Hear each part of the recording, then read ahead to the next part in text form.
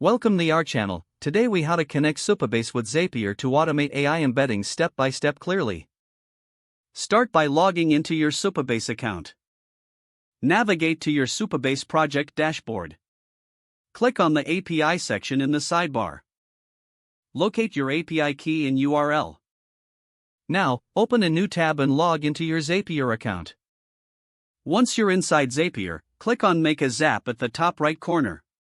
In the Trigger app, search and select the app you want to connect with Supabase.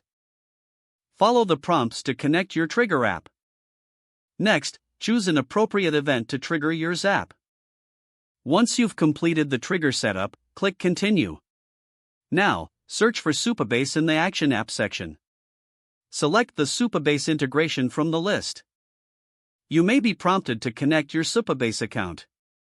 Paste your Supabase API key and URL into the required fields.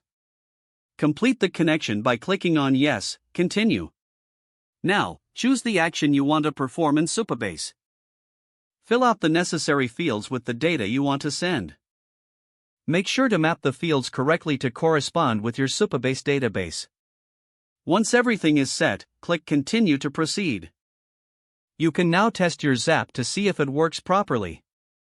If the test is successful, click on Turn on Zap. Congratulations! You've successfully connected Supabase with Zapier to automate AI embeddings. If the page does not load, refresh the browser or try again in a private or incognito window.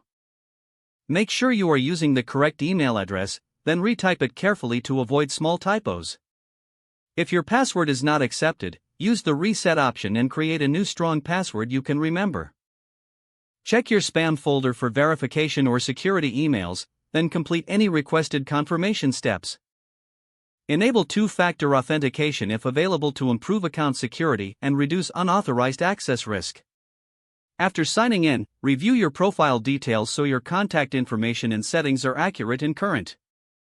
If you see an error message, note it down and try again after restarting your device and internet connection. Log out when you finish, especially on shared devices, to keep your account and payment information secure.